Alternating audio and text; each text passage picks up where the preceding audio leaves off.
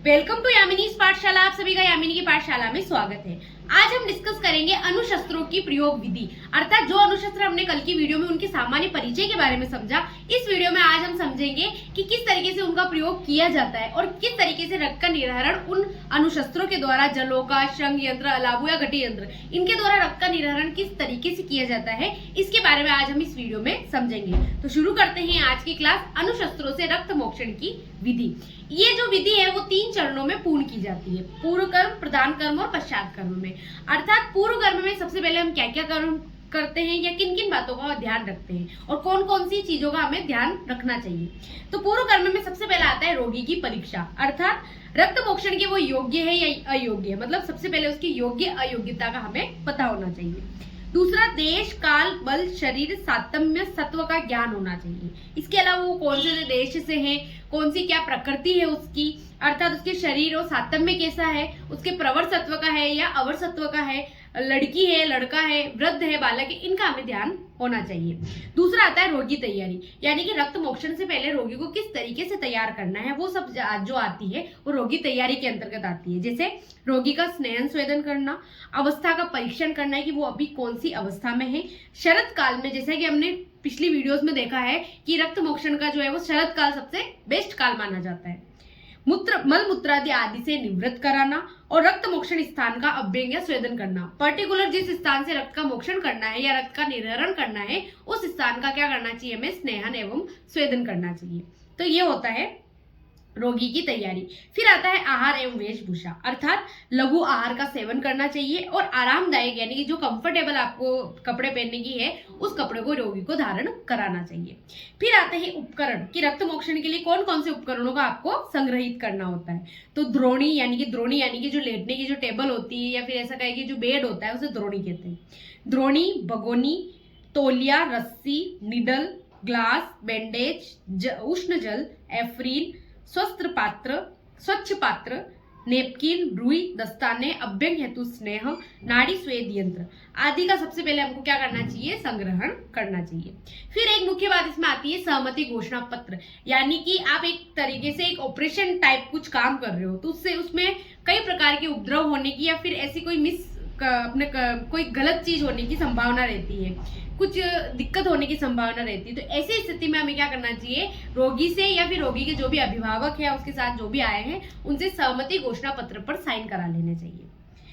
ठीक है, और उनको क्या क्या बताना चाहिए, तो उपद्रव संबंधी संपूर्ण जानकारी देना चाहिए, लिखित सहमति लेना चाहिए एवं रोगी के जैविक मापदंडों को लिख लेना चाहिए, यानी कि जो उसके वाइटल साइंस है, उनकी बीपी, ताप, कर्म, नाड़ी गति, हृदय गति, इन सभी को आपको पहले पूर्व कर्म में नोट कर लेनी चाहिए। तो ये तो हो जाती है पूर्व कर्म की बात।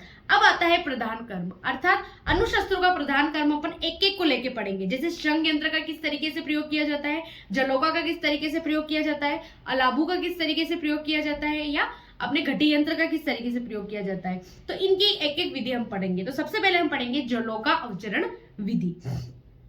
सबसे पहले अगर हम देखें तो रक्त मोक्षण अंग का स्नेहन, अभ्यंग, स्वेदन और तत्पश्चात विरूक्षण, यानी कि क्या करना चाहिए हमें कि जिस स्थान का आपको रक्त मोक्षण करना है या रक्त निर्हरण करना है उसका अभ्यंग करना, उसका स्वेदन करना और उसे अच्छी तरीके से विरूक्षण करना चाहिए। तत्पश्चात उस जो रोगी है उसे उचित आसन पर बैठाना चाहिए। जलोका को किस तरीके से तैयार करना चाहिए, तो जलोका को हल्दी व सरसों के कल्क से लिप्त कर जल के पात्र में थोड़ी देर के लिए रखना चाहिए। किससे, हल्दी और सरसों के कल्क से। उसके बाद दूषित स्थान पर रक्त चूषण के लिए प्रयोग, यानी जिस स्थान से आपको रक्त मोक्षण करना है या रक्त निर्हरण करना है, जलोका को उस स्थान पर लगाना चाहिए। अगर यहाँ पर अपन को दिक्कत आती है, जलोका नहीं लगती है, तो आगे हम क्या क्या उपाय करेंगे। देखो इसके बाद क्या होता है, अगर जलोका नहीं चिपकती है तो रक्त व दूध की कुछ बूंदें उस स्थान पर डालनी चाहिए ताकि वो उसकी तरफ आकर्षित हो और लग जाए। अगर फिर भी नहीं निकलती है तो उस स्थान पर थोड़ा सा कट लगाना चाहिए। ठीक है, और फिर भी अगर जलोका नहीं लगती हो तो तीसरा पॉइंट आता है उसकी जगह दूसरी जलोका का हमें प्रयोग करना चाहिए। तो ये न चिपकने पर, वैसे जलोका पकड़ लेती है स्किन को, लेकिन बाई चांस वो नहीं पकड़ पा रही है या कोई दिक्कत है तो इस तरीके से हम प्रयास कर सकते हैं। उसके बाद जब वो रक्त निर्हरण करना क्या करेगी, शुरू कर देगी, यानी रक्त को चूसना शुरू कर देगी। तो ऐसा हमें कैसे पता चलेगा कि वो रक्त को चूस रही है, तो जलोकों का स्थान पर यदि घोड़े के खुर के समान मुख को ऊपर करके अगर वो रक्त का पान करती है तो समझना चाहिए कि वो दूषित रक्त का पान कर रही है। उसके बाद उसे ऊपर से पिच्चू से गीला कपड़ा लेना है और उसको पिच्चू से ढक देना है। सुई चुभने से पीड़ा व कंडू चलने पर जलोका को हटा देना चाहिए। तत्पश्चात थोड़ी देर बाद जब वो जलोका पूरी तरीके से अपना जो भी दूषित रक्त है उसका निर्हरण कर लेगी, उसके बाद उसके क्या होगा कि आपको उसमें दिक्कत होगी या फिर जो रोगी है उसको सुई चुभने से पीड़ा होने लगेगी। जब तक वो दूषित रक्त का जब पान करेगी तब तक उसे कोई दिक्कत नहीं होगी, लेकिन जब वो शुद्ध रक्त का पान करने लगेगी, क्योंकि दूषित रक्त सारा आ जाएगा तो बचा शुद्ध रक्त, जब वो शुद्ध रक्त का पान करने लगेगी तो जो रोगी है उसे सुई चुभने से पीड़ा होने लगेगी। उस समय आपको जलोका को हटा देना है। उसके पश्चात उसको हस्त के अंगुष्ठ व उंगली से उसकी पूंछ पकड़े तथा दक्षिण हस्त से अंगूठे व अंगुली से धीरे धीरे मुख कर अनुलोम रूप में दबा देते हैं। फिर जल में रखना चाहिए और विचरण से सामान्य समझना चाहिए। ठीक है, और फिर उसके उस जलोका को हमें क्या करनी चाहिए, जल में रखना चाहिए और जब वो विचरण कर रही हो तो उसे बिल्कुल सामान्य समझना चाहिए। विचरण न करने पर पुनः उसे वमन कराना चाहिए। और वमन किस तरीके से कराना चाहिए, उसके ऊपर हल्दी डाली जाती है। मतलब जलोका जब पूरा रक्त जो ग्रहण करती है उसके ऊपर आप हल्दी डाल दोगे अलग प्लेट में या कटोरी में लेके, तो वो क्या करेगी, जो भी उसने दूषित रक्तपान किया है वो उसको वमन के थ्रू बाहर निकाल देगी। ठीक है, इस तरीके से जलोका अवचरण विधि का प्रयोग किया जाता है। फिर आता है शंग अवचरण विधि, यानी शंग यंत्र के माध्यम से किस तरीके से हम रक्त का निर्हरण कर सकते हैं। रक्त मोक्षण स्थान पर प्रच्छान लगाना। इसमें क्या किया जाता है, सबसे पहले जो रक्त मोक्षण जो स्थान होता है उस पर क्या किया जाता है, प्रच्छान लगाया जाता है। तत्पश्चात ऊपर वाले मुख से रक्त आचूषण करना। फिर क्या किया जाता है, ऊपर वाले रक्त से रक्त का आचूषण किया जाता है। फिर शंख के मुख पर कपड़ा लगाना। उसके बाद क्या किया जाता है, शंख का जो मुख होता है उस पर क्या कराया जाता है, कपड़ा लगाया जाता है। कपड़ा लगाने के बाद वो कपड़ा क्यों लगाया जाता है, ताकि वायु अंदर प्रवेश न करे। अति निर्वात स्थिति में अवग्रह स्तर से निक्त निर्हरण जो होता है वो अच्छी तरीके से होने लगता है। और जब एक निर्वात स्थिति बनती है उस स्थिति में जो रक्त होता है वो कैसा होने लग जाता है, बिल्कुल आराम से चूषण होने लग जाता है। इसलिए निर्वात स्थिति जो है वो बनाई जाती है। तो इस तरीके से रक्त यानी शंख यंत्र के माध्यम से रक्त का अवचरण या रक्त का चूषण विधि की जाती है। फिर आता है अलाबु निर्हरण विधि। अब इसमें भी सबसे प्रथम क्या लगाया जाता है, जो भी आपका रक्त मोक्षण वाला स्थान है वहां पर प्रच्छान लगाया जाता है। उसके बाद वहां पर अलाबु को लगाया जाता है। अलाबु के अवकाश युक्त स्थान पर दीपक लगाए तथा अच्छे से रखे ताकि वहां वात प्रवेश न कर पाए।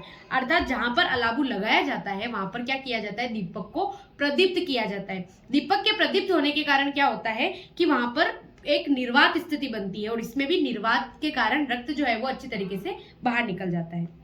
निर्वात स्थिति बनने से आचूषण में सहायता होती है और स्त्रीय रक्त ही इसमें बाहर निकलता है। तो अलाबु में हमें ये बात ध्यान रखनी होती है कि जो भी स्तर वाला जो रक्त होगा अपनी स्किन का वही जो होता है वो बाहर निकल जाता है। 10 से 15 मिनट प्रयोग कर खींच निकालना चाहिए। इसके बाद 10 से 15 मिनट अलाबु को वहीं रखना चाहिए। उसके बाद उसको खींच के निकाल देना चाहिए, अर्थात जात्यादि तेल का प्रयोग करना चाहिए। जहां पर भी आपने कट लगाया है वहां पर जात्यादि तेल का या हल्दी का प्रयोग कर सकते हैं। तो ये होता है अलाबु निर्हरण विधि। तीसरा हो गया। अब आता है चौथा, जो आता है घटी यंत्र, यानी घटी यंत्र से किस तरीके से हमें अवचरण करना चाहिए। तो तृण या काष्ठ या दीपक जलाकर निर्वात पर, इसमें भी क्या किया जाता है, निर्वात स्थिति उत्पन्न की जाती है।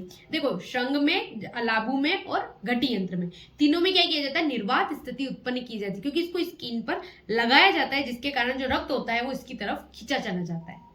सबसे पहले तृण या जो काष्ठ होती है उसको दीपक जलाकर जो घटी यंत्र होता है उसमें निर्वात स्थिति उत्पन्न की जाती है। उसके बाद गुल्म स्थान पर, यानी कि ये गुल्म के लिए प्रयोग किया जाता है इसलिए गुल्म स्थान पर इसको रखा जाता है। उसके बाद जो गुल्म होता है वो क्या होता है, घटी की ओर जो है वो खींचता है। खींचने के बाद उस जो घटी होती है, घटी यंत्र जो होता है उसको निकाला जाता है और उस खींचे हुए जो गुल्म होता है उसके ऊपर क्या लगाया जाता है, कट लगाया जाता है। वापस उस जो घटी यंत्र होता है उसको वापस निर्वात करके उसी कट लगाए हुए स्थान पर रखा जाता है, जिसके कारण पुनः वही प्रक्रिया होती है। लेकिन इस बार क्या होता है कि जो ब्लड है वो जो है वो बाहर निकलने लग जाता है। इसे ही हम ब्लड कपिंग भी कहते हैं। घटी निकालकर उठे हुए स्थान का भेदन करना, जैसा कि मैंने बताया।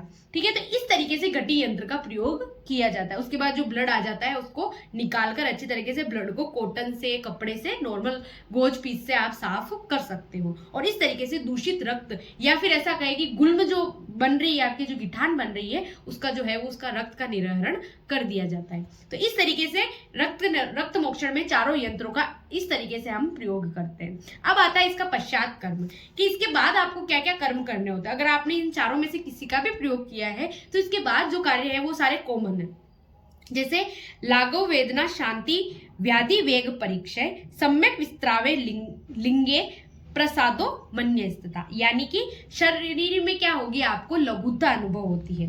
फिर इसमें वेदना का शमन हो जाता है, व्याधि लक्षणों का समान हो जाता है और मन की प्रसन्नता उत्पन्न होती है। तो ये क्या होते हैं इसके पश्चात कर्म में, इसके सम्यक लक्षण, यानी कि जो सम्यक लक्षण है उनका क्या होता है, लक्षण उत्पन्न होने लग जाते हैं। फिर होते हैं हीन योग। हीन योग का क्या होता है कि व्याधि लक्षणों का शमन न होना है, अर्थात आपके जब हीन योग हो जाता है रक्त मोक्षण का, तो जो व्याधि लक्षण जो होते हैं उनका क्या नहीं होता, शमन नहीं होता है।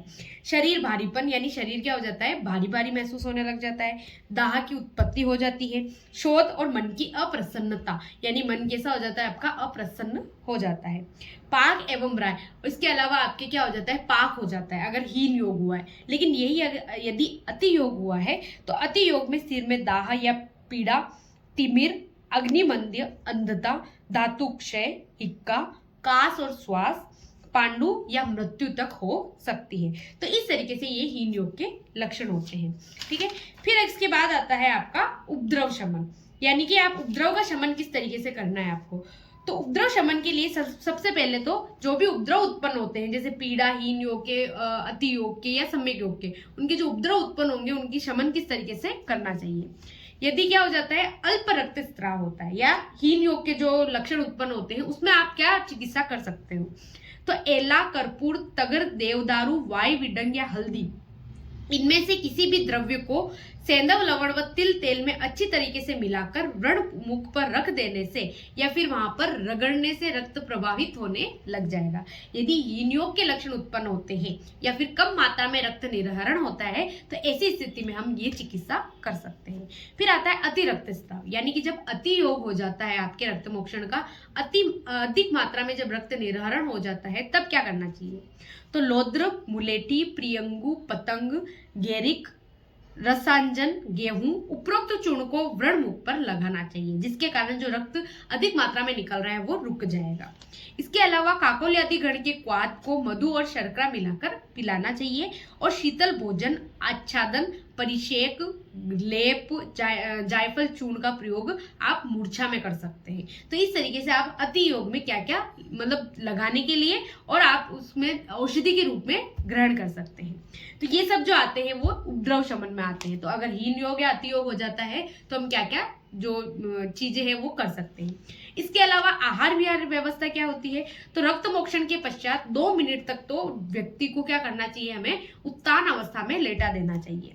ग्रीवा, ललाट और पादतल को सुकोष्ण मर्दन करना चाहिए। व्रण मुख पर व्रण बंधन करना चाहिए। यवागु पेय या अग्निदीपन आहार का सेवन करना चाहिए। रक्त धातु वर्धक आहार का सेवन करना चाहिए। फिर आता है परिहार्य विषय। परिहार्य विषय यानी कि किन परहेज या किन बातों को हमें ध्यान में रखना चाहिए। तो अष्टमादोष वर्ज्य विषयों का हमें पालन करना चाहिए। क्रोध, आराम, मैथुन कर्म, दिवाशयन, अधिक समय तक बैठे रहना, वात का प्रकोप आदि या वातज जो आहार विहार होता है उसका सेवन हमें नहीं करना चाहिए। तो इस तरीके से अनुशस्त्रों के द्वारा रक्त का मोक्षण या रक्त का निर्हरण किस तरीके से किया जाता है इसके बारे में आज हमने इस वीडियो में समझा। तो इसी के साथ इस वीडियो को हम यही खत्म करते हैं। मिलते हैं एक नई वीडियो के साथ, एक नई टॉपिक के साथ। आप मेरे चैनल पर नए हैं तो मेरे चैनल को सब्सक्राइब कीजिएगा। Thank you so much for watching. धन्यवाद।